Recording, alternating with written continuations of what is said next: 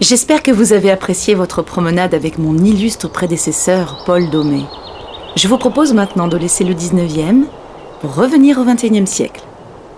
Beaucoup de choses ont changé. D'abord, les carrières d'exploitation du grès qui ont fermé en 1907. Ensuite, la chasse. Aujourd'hui, on la pratique toujours pour le loisir, mais surtout pour réguler la présence du gros gibier. L'ancien grand parquet a été réduit. C'est aujourd'hui le lieu de manifestations touristiques, et en particulier cavalières. Car figurez-vous que depuis Dennecourt, dont Paul Domé vous a parlé, le tourisme s'est massivement développé et les chemins de balade se sont multipliés. Les gens venaient à pied ou en carriole, et peu à peu, ils arrivent par leur propre moyen de transport, c'est-à-dire le vélo. Il y a une explosion du vélo avec des guides touristiques, et puis l'automobile, qui arrive fin 19e, début 20e, et de plus en plus, l'automobile est présente en forêt, ce qui pose des problèmes. Donc il a fallu créer des points où les gens pouvaient mettre leur voiture, c'est-à-dire qu'on a créé des parkings tels qu'on les connaît, pour que les gens ne pénètrent plus en voiture en forêt. Il y a de nombreux facteurs qui transforment ou menacent la forêt aujourd'hui. L'érosion, l'urbanisation, les infrastructures et surtout la pollution. D'ailleurs, vous avez vu la déchetterie à côté de la faisanderie ? Eh bien, l'ONF a été carrément obligé de l'installer à cause de tous ces gens qui se servent de la forêt comme d'un dépotoir. Depuis quelques années également, un autre sujet important a fait son apparition, la préservation de la biodiversité.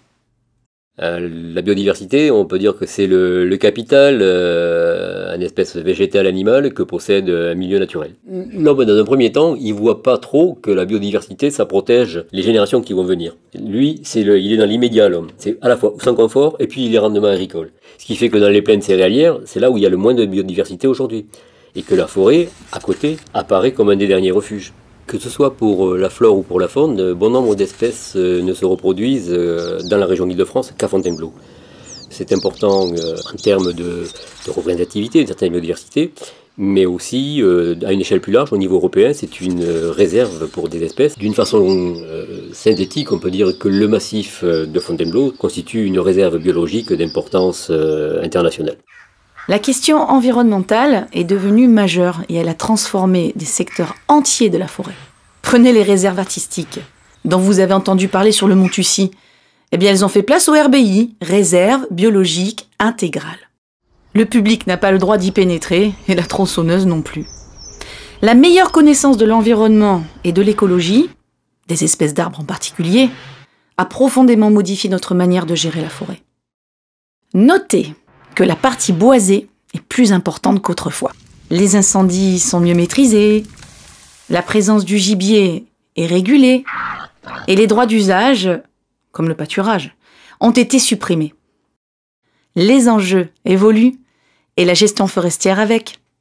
Avant le 19e siècle, la sylviculture était relativement archaïque.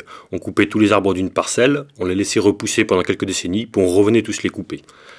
Après, la sylviculture a été un peu plus élaborée, on opérait des coupes progressives, sélectives, qui permettaient le maintien permanent d'un paysage forestier. Aujourd'hui, il s'agit en fait de programmer les actions en forêt de Fontainebleau afin de concilier à la fois la préservation de la biodiversité, conserver des paysages de qualité pour le public et en même temps assurer l'approvisionnement en bois.